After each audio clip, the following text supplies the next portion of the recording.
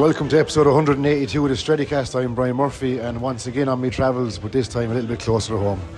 We're in Manchester, where United tonight play the mighty Bayern Munich in a must-win game where we need results to go our way. Copenhagen Galatasaray need to draw, and we need to beat Bayern Munich, who are just off a 5-1 loss at the weekend, with Harry Kane promising on Twitter that they're going to set it right.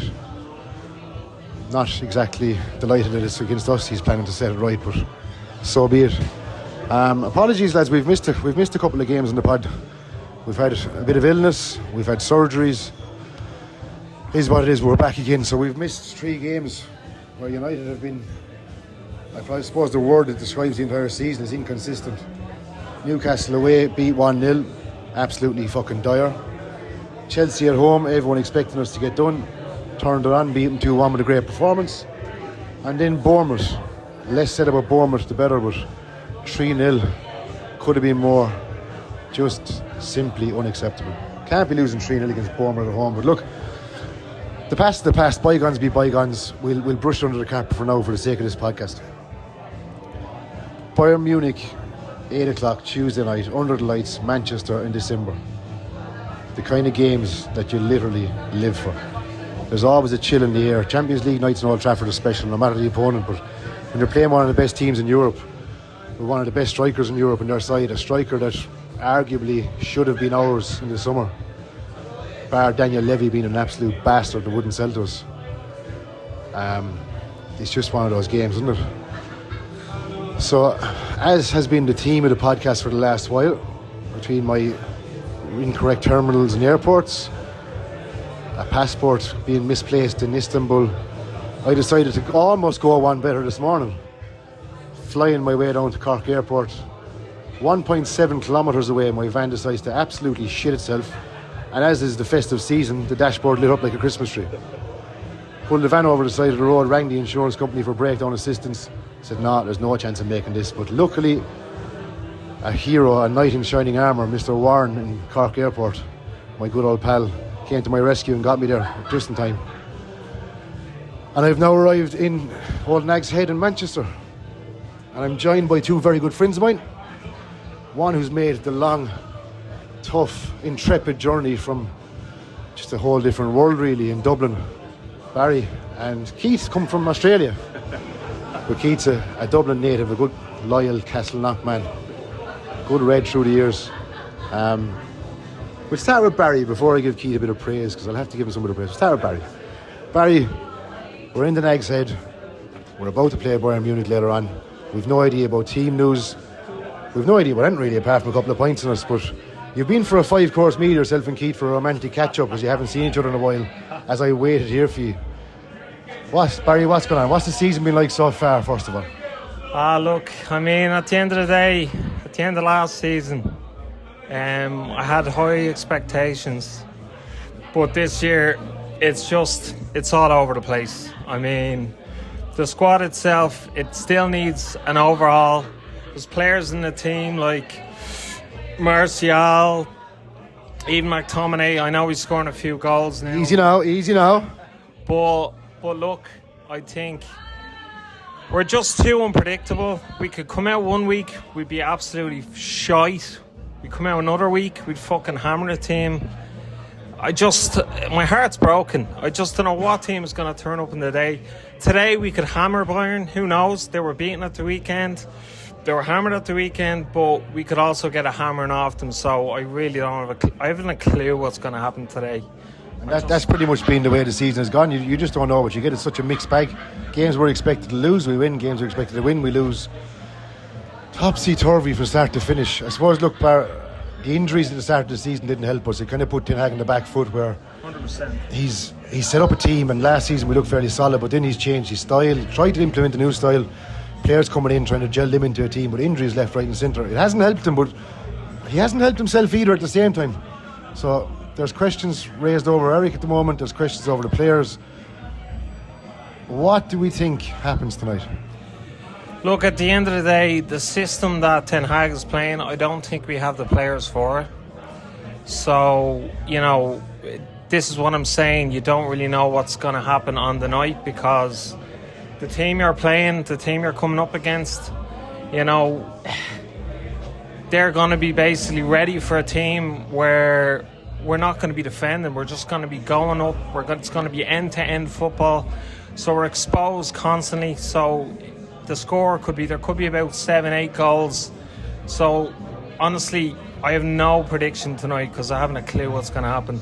Unfortunately, so if there's any people trying to make a bet out there tonight, I can't help you. Well, I like the sound of an in-10 game with goals left, right and centre. Let's hope more goals for us than them. Thanks, Bar. Now, to finally introduce a very good friend of mine, Mr. Keith White. Bit of background on Keith. Keith's been in Australia for years and years. Good mate of mine who I met over. And Keith started the illustrious and worldwide known Brisbane Man United Supporters Club. So, the Brisbane United Supporters Club, to give my own background on it, I landed in Australia from Ireland, knew nobody, and back in Ireland, as most of the Irish Reds will know, the thing about meeting up as a supporters club doesn't really exist, within reason. At least locally for me it didn't. So we go to the bar, watch a few games, now and again with one or two of the boys, but I accidentally stumbled across these bunch of fucking lunatics made up of nationalities global in Brisbane one night to watch a game. I walked in, and when I tell you it's like being in a bar in Manchester on match day. I'm not joking. The atmosphere is fucking absolutely electric. I was chatting away to all these Aussies and Kiwis and Manx and expats, and I was like, what's the story? And they were all pointing me to this little baldy, narrow fucker, little smiley head walking around everyone like a celebrity. Oh, Keith's the man. I was like, who the fuck's this Keith fella? I was expecting this big, imposing, like Godfather Don figure. Not some little baldy fucker from Dublin to come over like, alright pal, what's the playing story?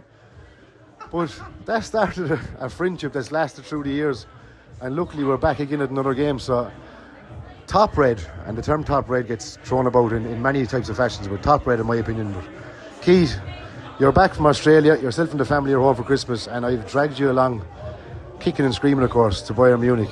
First of all, how was the journey home? Well, I have two small kids with me, so it was fucking horrendous. But the first thing I wanted to say here was you sound really professional when you're doing this podcast all the time. We're standing outside the ladies' jacks here in the Nag's Head, and it looks a bit dodgy. Three hands in the corner. It's a little bit loud inside the bar. We take our small graces where we can get it. No, look, got in on Friday. The girls weren't too bad on the flight, so just getting over the jet lag, and hopefully have something to cheer tonight. Talk to me on Brisbane. You've graciously and unceremoniously stepped aside from running the supporters club after numerous years, and there's even a time you stepped aside for another chairman to take over the branch. This guy came in with serious CV and repertoire. Some called him the David Moyes. Well, you called him the David Moyes of the Brisbane branch, and he didn't last very long as chairman. Any comment on that one?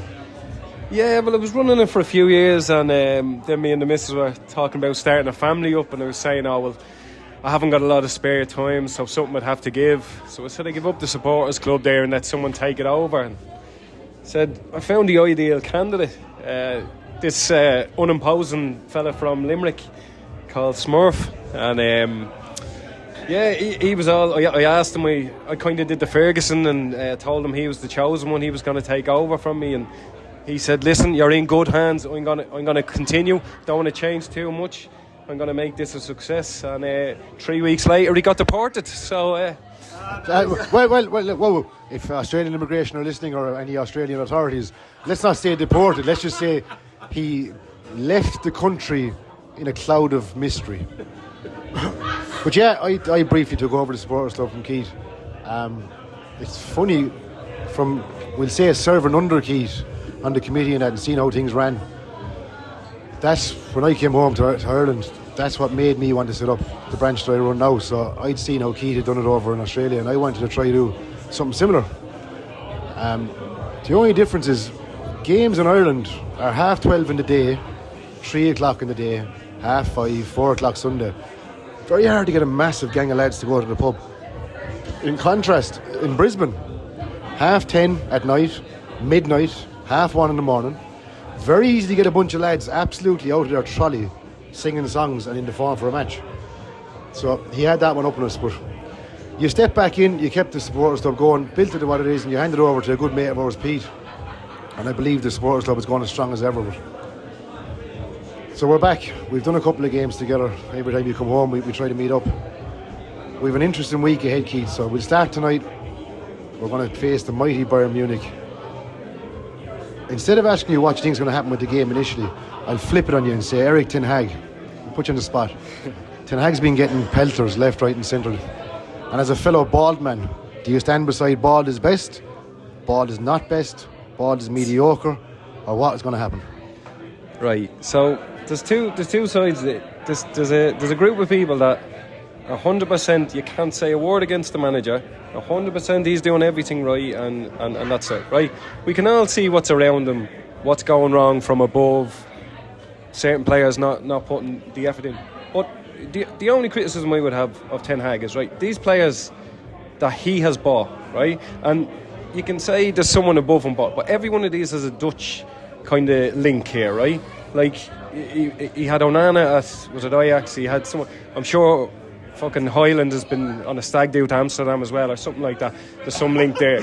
But, so, look at the list of players he has brought in. He's bought 16. So, just to back that subject, we've brought in Dubravka, Butland, Weghorst, Sabitzer, Amrabat. These are all loan signings. Dodgy, average, uninspiring loan signings. And I'm agreeing with you 100%. Is one of the only criticisms I have of Ten Hag myself, and I'm a big supporter of the fella, is his signings. A lot of them have been uninspiring loan signings, but the big money signings, the Antonys, the Mason Mounts, even the Rasmus Højlunds, and I like Rasmus Højlund. I think he's going to become good, but no goal in 15 games so far in the league. Anthony not doing it in the wing. Mason Mount 60-70 million. Questionable. But that's like Rasmus Højlund should be the understudy to our main striker. So like, who's our main striker then at the minute? Martial. And like, Anthony Martial. There's no point in me waffling on about Martial because there's not going to be nothing positive to say. But like, then he spent 80 million on Anthony, and it's gas when you look online and you see he's beat a player and put a cross in. It's like, geez, Anthony had a good game today. No, he didn't. We've lowered our standards to accept a complete level of mediocrity now. I see people saying Amrabat had a brilliant game the other day. He didn't have a brilliant game. Had an okay game. He had just about touching the acceptable level of what a Man United player should put in 90 minutes. So you're saying in previous standards, what would have been deemed a bang average, normal performance is now being lauded as, I had a great game. And I suppose you're right, yeah, our standards have dropped because coming from a successful era under Alex Ferguson where we appreciated exemplary, unbelievable football and we got used to that. Now we see a flash in the pan, something like Anthony beats a man and puts a decent cross in, yeah. All of a sudden he gets plaudits for it. It's a fair point. Our standards probably have dropped because of the shite we've seen for the last 10 years or so. So has he made any signing that's inspired you? Me and Barry were actually talking about this in the airport, right? The only one, and you're welcome, everyone's welcome to their opinion, right? So we're saying, has any of them been a complete success that he's signed, right? Martinez, I'd say... Barring the injury, he's been unlucky with a long-term injury twice. Right, but when he has played, 100%, I 100% say Martinez, right? Yeah. Not just footballing ability, just pure passion. Yeah. I mean, how many teams do you actually see them going around in defence, punching each other in the chest? And you know what I said to you then in the airport, right? The ones that care aren't good enough. The actual players we have... Diogo Dalot go around fist pumping and chest fucking pigeon tits. Right? He cares, but he's not good enough, right? And the ones that are good enough don't care. Yeah. That's nail on the head. If you want to find a statement or a phrase that nails Man United at the moment, the ones who care aren't good enough, and the ones who are good enough don't care. Copyright that one. That's a good one, isn't it? So, right, Ten Hag tonight.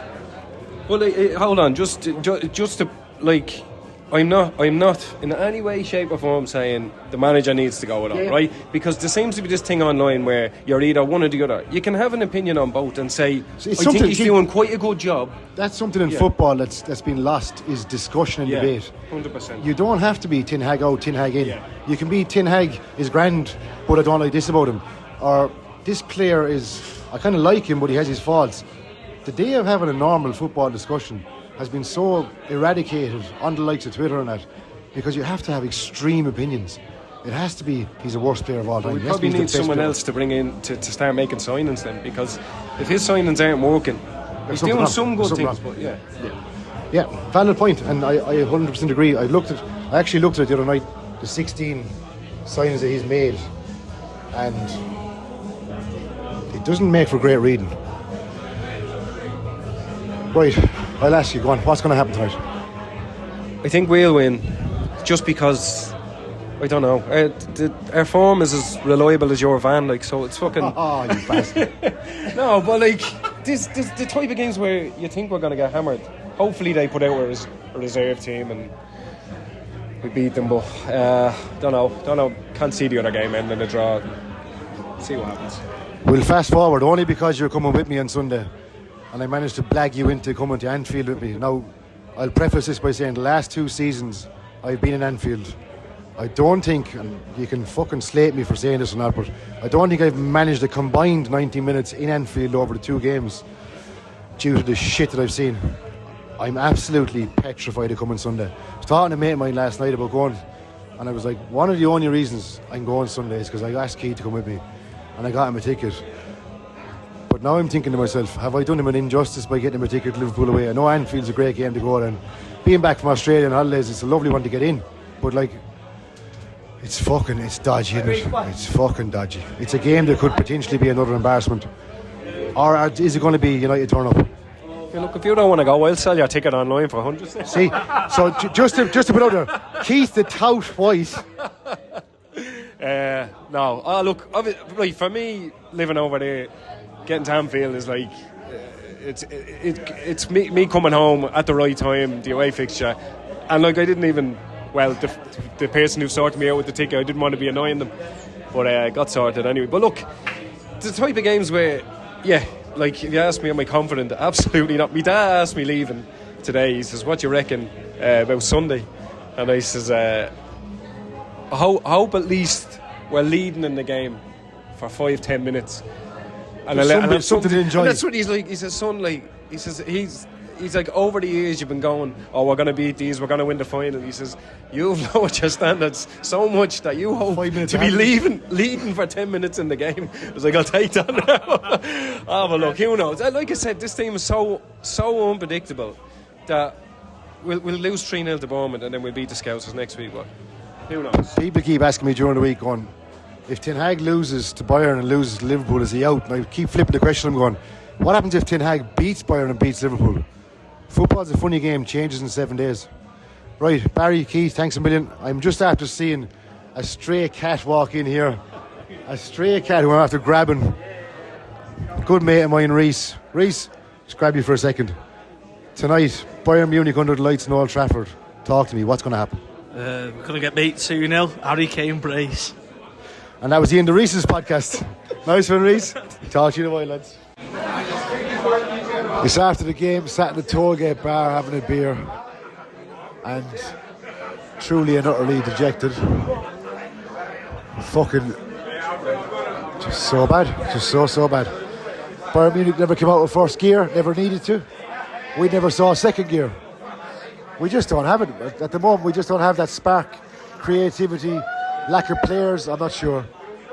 We just don't have it to go against these big teams. We were just so toothless. Look, half-time came, 0-0 the other game. You're looking at it going, okay, we'll give it a go. Other games going our way. This game's all right, it's in the balance. We're not doing much, but you've seen out 45 minutes.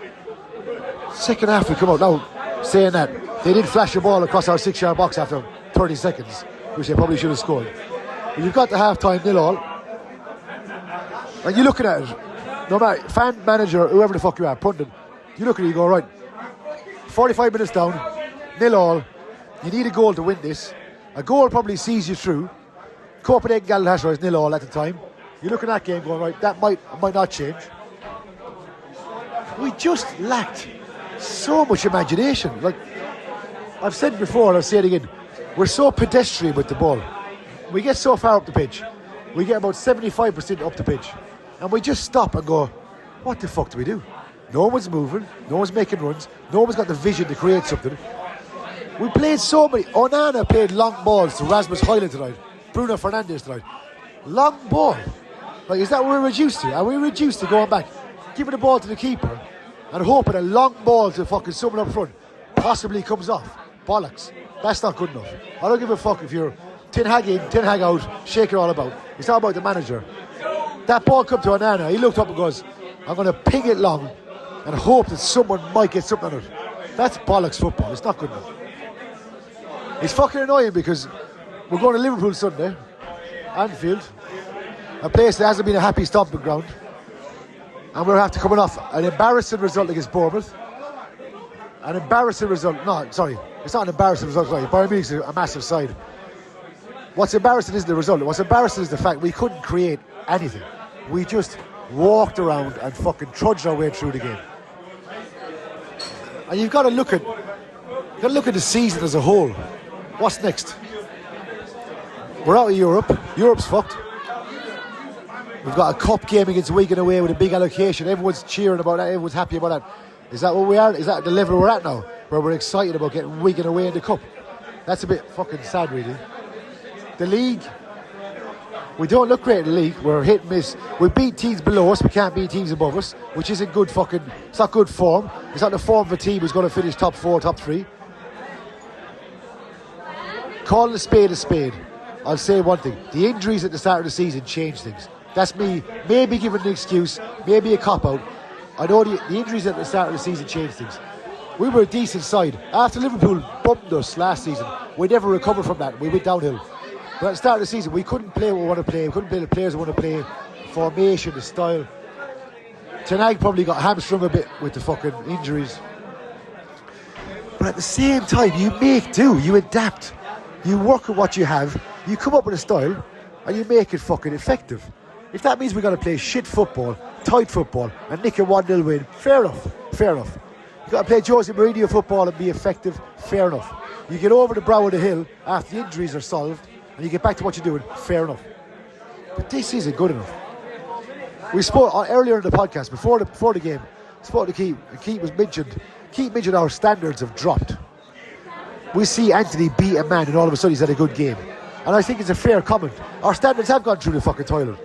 We see one player do something half decent, all of a sudden, oh, he had a fucking great game, didn't he? He didn't have a fucking great game. He was alright.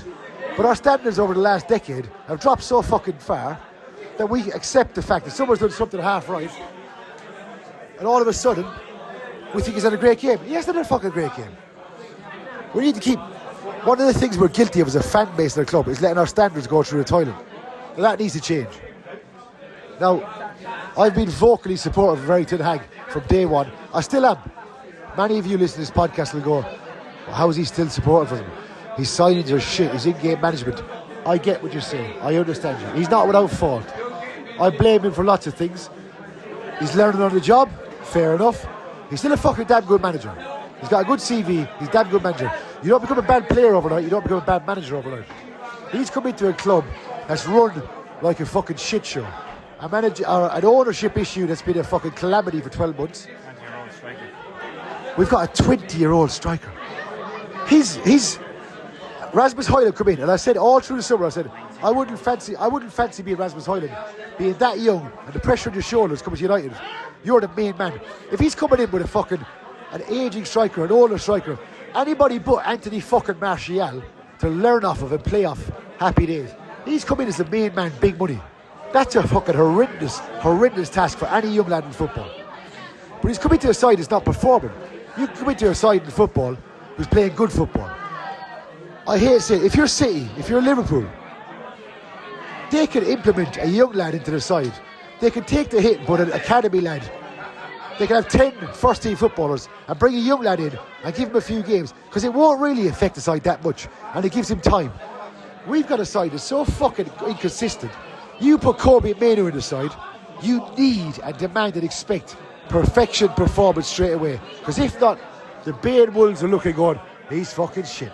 Pellistri has a bad game, he's all of a sudden shit. He's not fucking shit. We're shit. That's the problem. It's not Pellistri's shit. Mainoo's not shit. Malassia's not shit. Be honest, Marcus Rashford's not shit. We can call a spade a spade. He's a decent footballer, his day.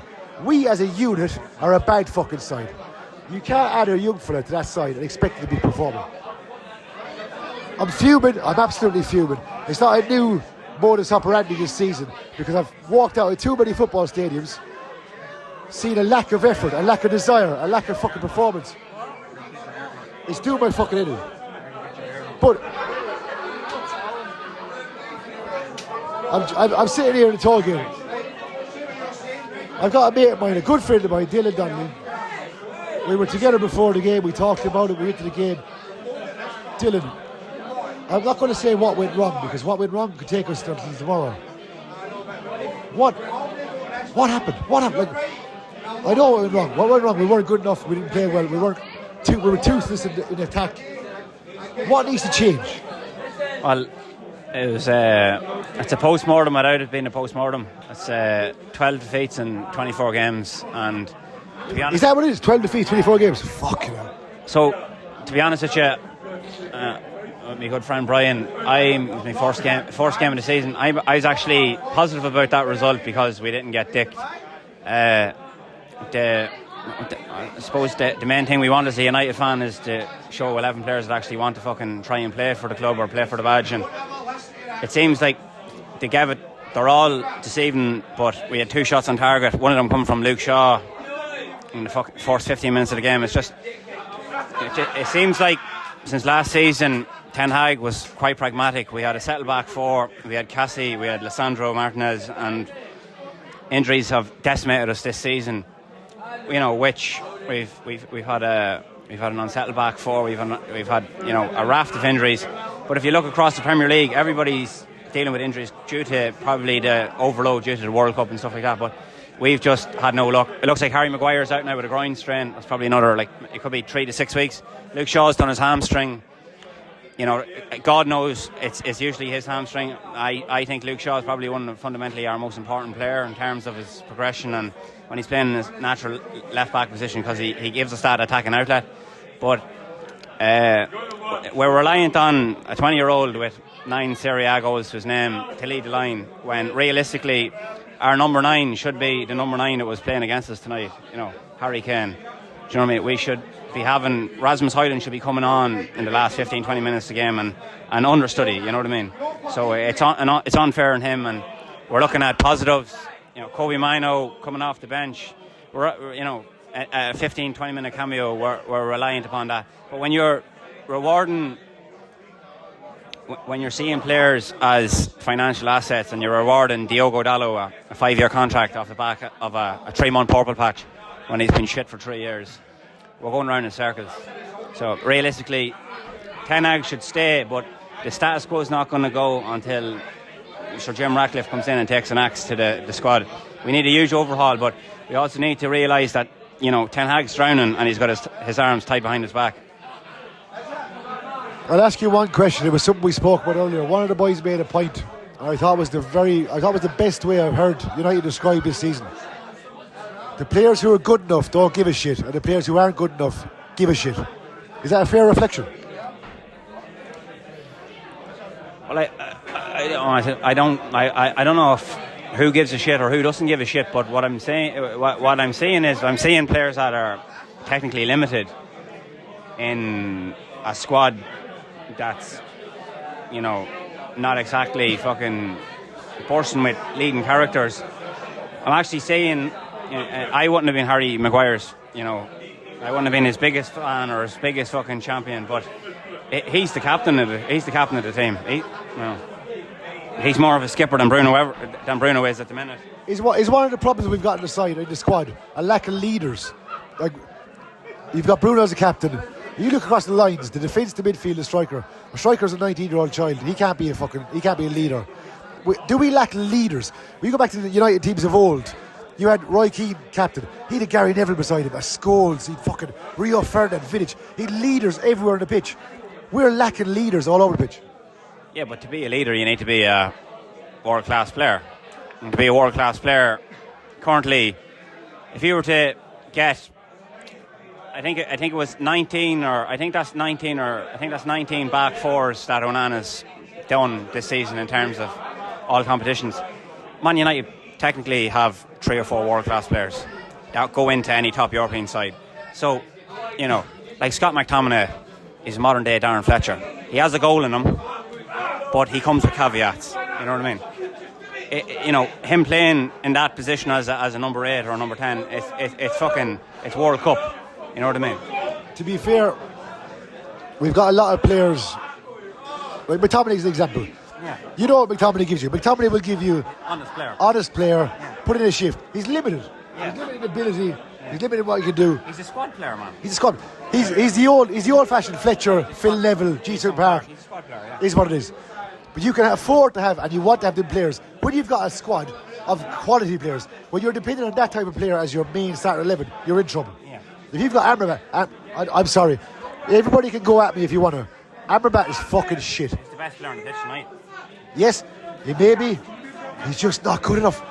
If Amrabat's the best player you've got on the pitch, you're in trouble. He's offered nothing.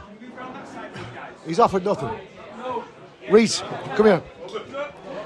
So, after that game, 1-0 defeat to Munich, what's got to change? Tell you what, Rashford's got to go. Don't know, the whole team's got to change really. You don't value Rashford? No, I don't like him. No. It's out he is. Good mate of mine, Danny's just after joined us. Danny, we got done 1-0 tonight by Munich. Another disappointing result. What went wrong or what's got to change? Fucking shite, aren't we? We'll have to change the whole fucking thing, mate. Whole thing. Right, top to bottom, we've got to change it all. It's a bit of a post-mortem, isn't it? We'll continue this later, but 2, 3, 4, 100 very depressed Reds in this park tonight. Just another bad result, isn't it? Got a boomerang to throw against that Irish, no? There's a lot of debate out here. We're outside the smoking area. You did speak over the podcast. We're going to have an argument here now in a second because there's a little lad from Warrington. He's about 4'2" with a mushroom haircut and he's causing drama. Fuck off, Brian Goldbridge, you cunt. Fucking prick. We've reverted back to Barry and Keith. Barry, our intrepid traveller who's travelled the world to get here from Dublin. What? And Keith, who just popped over from Brisbane. Baz, let's start it off. Talk to me. What went wrong? What needs to change? What's going on? Look, at the end of the day, it's the same fucking story. United, they were just huffing and puffing the whole game. There was nothing to cheer about. I reckon there was fucking 2 times in the whole game where you were standing on your feet, standing up, fucking singing the fucking crowd, getting the crowd going, but it was just the same story again in Europe. Fucking, we just can't do it. We just can't do it. Barry, we're better off out of the Champions League because at the end of the day, we're not good enough for the Champions League. We're better off just getting out of the Champions League. And I don't give a shit as well about Europa League. Just get out of all European competitions, focus on the league, and try get into some kind of position up the league. That's all I want. Do you know what annoyed me tonight is the crowd? To be fair to the crowd inside Old Trafford, crowd was up for it. Crowd was doing his best to get the team going. Yeah. The team never reacted. Yeah. That's one of the most annoying things. When the crowd was giving you support and really get behind the team never reacted. It never heard that sound. Never heard the atmosphere. It never would. Fuck it, they're behind us. Let's go. The Bayern fans were hopping up and down. They were bouncing. They were absolutely bouncing. It's one of the most. It's easy when you're qualified, isn't it? It is. Yeah, it's easy when you're qualified. But it's one of the most annoying things in football. We look at European clubs and their support. They're so animated. Like, you go to Old Trafford, I'm going with years and years. You've pockets. J Stand, TRA, Upper Stretford indoors. You've got these little pockets of support, but like, we don't bounce like I've done Munich away, I've done Copenhagen away, I've done Istanbul. Every one of those games this season, all 3 sides of the fucking stadium was bouncing. Yeah. You don't get that in England. You don't get that at Old Trafford. Yeah. It is what it is. Right, Keith, hang on, Keith. Keith's hopping. Keith's waiting. No, before we get into this, I'm just going to comment. Paint the picture, right? Keith landed back from Australia with like 500 degrees. And to be fair, he texted me this morning questioning his wardrobe choices. Now, I gave him some advice. He's not followed my advice because he's turned up looking like Jimmy Savile in what can only be described as a kiddie fiddler jacket, aka Top Gun, fluffy collar, Raven cheap for the Raven cheap. And he's got That's the first time we've seen everyone here smile today. and he's got a baseball cap out of pennies, aka Primark. Like, this is a bad effort, but look, we'll give him a chance. I'm not a celebrity like give you, him a chance. sponsored by Luxpet, yeah. Give him a chance. Keith, talk to me. What happened? Ah, man. Like what he said. You're talking about stadiums bouncing and things. There's absolutely nothing there to get excited about. You can't sing for 90 minutes. You get fed up after half an hour if you get absolutely nothing back. Garnacho maybe gives you a little bit of something to kind of... I'm going to cut you off for a second. Yeah, sorry. Of course, yeah. Garnacho. We spoke about him earlier. I spoke with the lads earlier. Garnacho is a live wire. His effort, his energy, he does his best. Yeah. But is he not surrounded by a bunch of fucking dopes? Yeah, it's hard to expect a kid that age to flourish. Say, yeah. He's a young... say, I hear everyone talking about Mainu now and fucking Highland as well. They're all these... Good, all the players, you can't put it on kids. Pressure on kids' shoulders. Well, like... Keith, you're not bringing Rasmus Highland into a team that's settled, performing and bleeding them in. You're bringing him in at 19, 20, expecting him to be the striker. I said that earlier, that he should be the understudy to someone. But like, if you, like I'm responding to what you said about atmosphere. You can only get excited. You start the game, Champions League game, the music goes off. You know it's a big game, you're going to qualify. Everyone's up for it. 20 minutes of singing their heart out and absolutely nothing. It's just flat. It's just, there's nothing there that resembles what Man United should be. If you look back at when we were growing up, all the Champions League games or European games, in the last 20 minutes, right? If we were going out with Europe, in the last 20 minutes at Old Trafford, kitchen sink.